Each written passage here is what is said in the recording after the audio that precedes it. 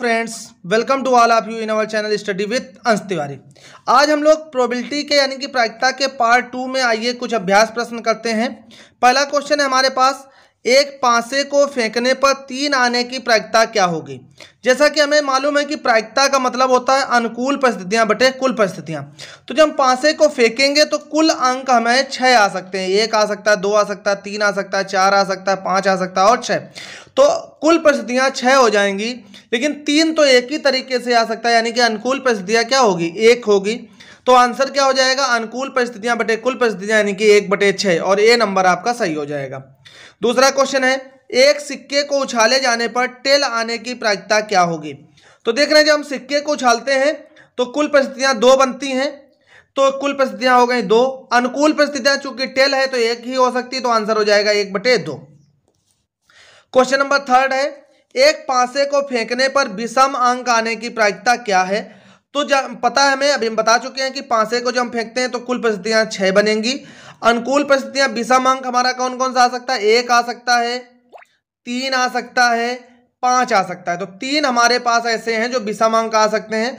तो आंसर हमारा क्या हो जाएगा, अनुकूल परिस्थितियां बटे कुल परिस्थितियां यानी कि 3/6। 3/6 को अगर हम लोग काटेंगे तो आंसर हमारा बन जाएगा 1/2। क्लियर है, उम्मीद है समझ में आ रहा होगा। आइए क्वेश्चन नंबर 4 देखते हैं। क्वेश्चन नंबर 4 है, एक पासे को फेंकने पर 5 से कम अंक प्राप्त होने की प्रायिकता क्या है। तो 5 से कम अंक क्या क्या प्राप्त हो सकता है, 1 हो सकता है, 2 हो सकता है, 3 हो सकता है, 4 हो सकता है। तो अनुकूल परिस्थितियां 4 हो गई, कुल परिस्थितियां वही 6 ही रहेगा, तो 4/6 आंसर हो जाएगा। काटने पे 2/3 भी आ सकता है। अगला क्वेश्चन है, एक पासे को फेंकने पर सम संख्या आने की प्रायिकता क्या है। आप अपने मन से करेंगे, आंसर कमेंट बॉक्स में कमेंट करेंगे।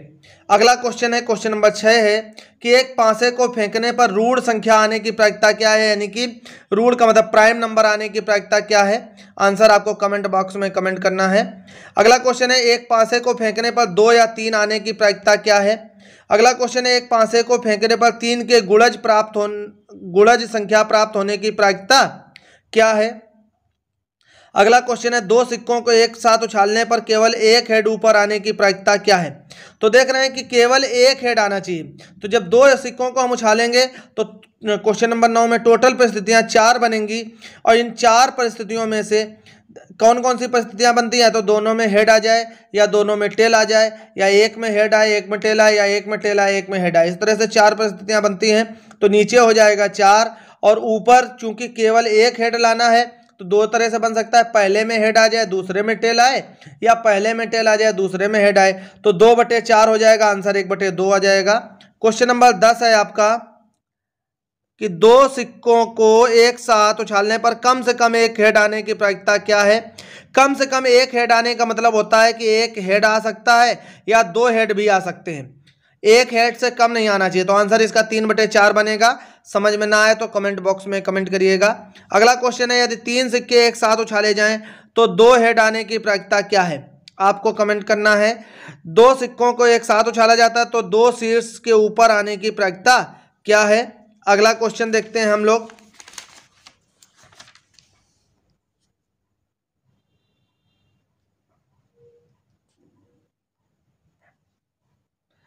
अगला क्वेश्चन है हमारे पास, 2 सिक्कों को एक साथ उछालने पर एक हेड तथा एक टेल आने की प्रायिकता क्या है। अगला क्वेश्चन है, 3 सिक्कों को एक साथ उछालने पर तीनों पर टेल आने की प्रायिकता क्या है। अगला क्वेश्चन नंबर 15 है, 2 पासों को एक साथ उछालने पर दोनों पासों पर समान अंक आने की प्रायिकता क्या है। तो समान अंक का मतलब 1-1 आ सकता है, 2-2 आ सकता है, 3-3 आ सकता है, 4-4 आ सकता है, 5-5 आ सकता है, 6-6 आ सकता है। अगला क्वेश्चन है, 2 पासों को एक साथ उछालने पर पासों पर आने वाले अंकों का योगफल 7 होने की संभावना क्या है। अगला क्वेश्चन है, 2 पासों को एक साथ उछालने पर ऊपर आए अंकों के योगफल के ऋण यानी कि प्राइम होने की प्रायिकता क्या है। अगला क्वेश्चन है, 2 पासों को एक साथ उछालने पर उन पर आए अंकों के योगफल कम से कम 10 आने की प्रायिकता क्या है। अगला क्वेश्चन है, ताश की गड्डी से एक पत्ता खींचा जाता है, उसके इक्का होने की प्रायिकता क्या है। अगला क्वेश्चन है, ताश की गड्डी से एक पत्ता यादृच्छिक खींचा जाता है, उसके लाल होने की प्रायिकता क्या है। अगला क्वेश्चन है, ताश की गड्डी से एक पत्ता खींचा जाता है, उसके काला और बेगम होने की प्रायिकता क्या है। अगला क्वेश्चन है, ताश की एक गड्डी से एक पत्ता यादृच्छिक निकाला जाता है, उसके काला बादशाह होने की प्रायिकता क्या है। अगला क्वेश्चन है, ताश की एक गड्डी से 2 पत्ते निकालने पर दोनों के इक्का होने की प्रायिकता क्या है। अगला क्वेश्चन है, ताश की एक गड्डी से 2 पत्ते निकाले जाते हैं, उनमें से एक के काला पान एवं दूसरे के लाल पान होने की प्रायिकता क्या है। अगला क्वेश्चन है, ताश की एक गड्डी से 3 पत्ते या दृश्य निकाले जाते हैं, उनके बादशाह होने की प्रायिकता क्या है। अगला क्वेश्चन है क्वेश्चन नंबर 26, किसी थैले में 6 काला और 3 लाल गेंदें, उनमें से एक गेंद निकाला जाता है तो उसके लाल होने की प्रायिकता क्या है। तो देखिए समझ लेते हैं, कुल परिस्थितियां क्या होंगी। 6 काली गेंदें हैं, 3 लाल गेंदें हैं, तो कुल गेंदें कितनी हो जाएंगी, 9 हो जाएंगी। तो कुल परिस्थितियां 9 हो गई। अब अनुकूल परिस्थितियां क्या है, हमें लाल गेंद लेनी है, तो लाल गेंदें हमारे पास 3 है, तो अनुकूल परिस्थितियां 3 हो जाएंगी। तो प्रायिकता क्या हो जाएगी, अनुकूल परिस्थितियां बटे कुल परिस्थितियां, यानी कि 3/9 काटेंगे तो 1/3 आंसर आ जाएगा। अगला क्वेश्चन है, एक थैले में 5 सफ़ेद 3 काला और 4 लाल गेंद हैं, इनमें से एक गेंद निकाला जाता है, उसके काला होने की प्रायिकता क्या है। अगला क्वेश्चन है, एक थैले में 5 लाल 3 काला और 7 सफ़ेद गेंदें हैं, थैले से यदृच्छा 3 गेंद निकालने पर उनमें से एक लाल और 2 सफ़ेद होने की प्रायिकता क्या है। अगला क्वेश्चन है, 5 महिलाओं और 7 पुरुषों से 4 की समिति बनानी है, उनमें 3 महिलाओं के होने की संभावना क्या है। अगला क्वेश्चन है, किसी कक्षा में 10 लड़के और 5 लड़कियां हैं, उनमें से 3 यादृच्छिक चुने जाते हैं, उनमें 1 लड़की और 2 लड़के होने की प्रायिकता क्या है। अगला क्वेश्चन है, किसी सामान्य वर्ष में 53 रविवार होने की प्रायिकता क्या है।